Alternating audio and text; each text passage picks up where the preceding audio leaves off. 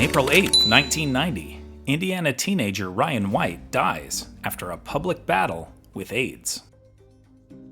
But what discrimination did he face after his diagnosis? And how did his life and tragic death help change perceptions of HIV and AIDS? Also, what is Ryan White's legacy? Human immunodeficiency virus, or HIV, attacks the body's immune system, making it harder to fight infections. It can develop into the disease acquired immunodeficiency syndrome, or AIDS. The virus is transmitted through certain bodily fluids like blood. It cannot, however, be contracted through saliva, nor is it a respiratory disease that can be transmitted through the air.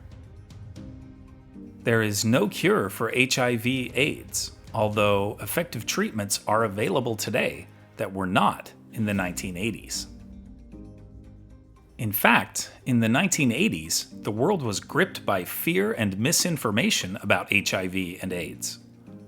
In the midst of this crisis, one young man stood against the tide of ignorance and fear, becoming a beacon of hope, courage, and resilience. Ryan White suffered from severe hemophilia, a hereditary blood coagulation disorder which causes even minor injuries to potentially result in severe bleeding. The condition required him to receive weekly blood transfusions.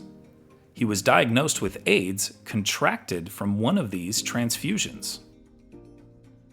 Because HIV was so new, there was no process in place at the time to screen donated blood for the virus. Tragically, Ryan White was not the only person to contract the virus through a transfusion. Of the 16,000 hemophiliacs in the US in the early 1980s, a staggering half were infected with HIV in this same way. At just 13 years old, Ryan faced ignorance and discrimination from his community.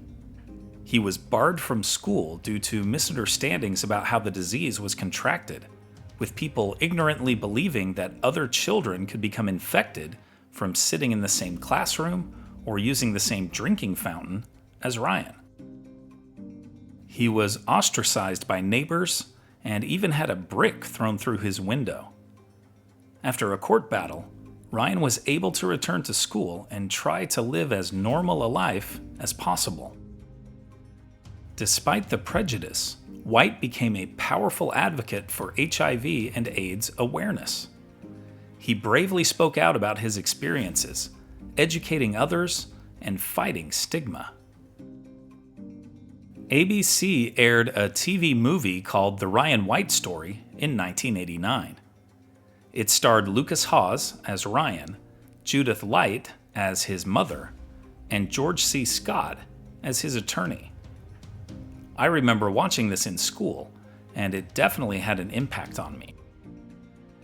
Ryan's story and advocacy helped me and so many others to understand how the virus was actually transmitted and to have compassion for those afflicted.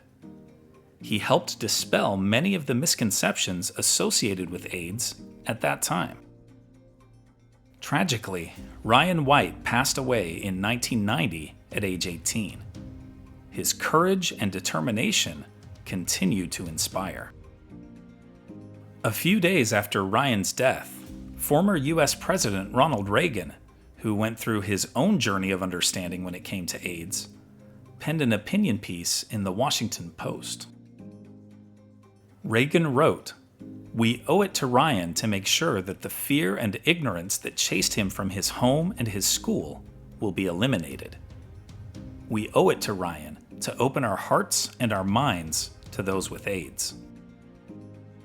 We owe it to Ryan to be compassionate, caring, and tolerant toward those with AIDS, their families, and friends. It's the disease that's frightening, not the people who have it." Ryan's legacy lives on through the Ryan White Care Act, which was passed a few months after his death and has been extended multiple times since, most recently in 2009. It is the largest federally funded program for people living with HIV and AIDS, and it helps provide care and support for them. Ryan White's story reminds us of the importance of compassion, understanding, and standing up for what is right.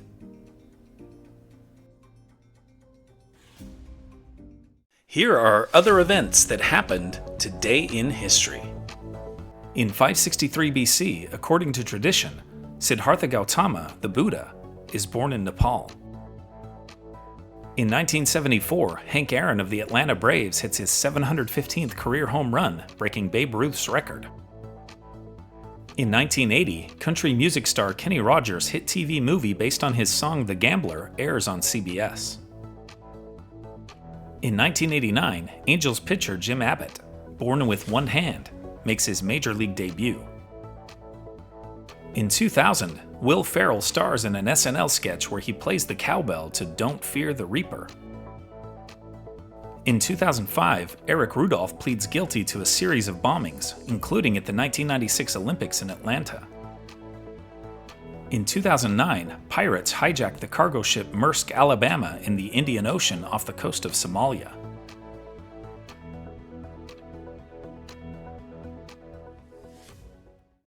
And now it's time for our Today in History quiz. Where is Appomattox Courthouse, the site where Confederate General Robert E. Lee surrendered to Union General Ulysses S. Grant? Pennsylvania, Maryland, Virginia, or North Carolina? Liked learning about Ryan White? Then you'll enjoy this one about the day NBA legend Magic Johnson announced that he had tested positive for HIV. Tap the screen to keep the story going on Today in History.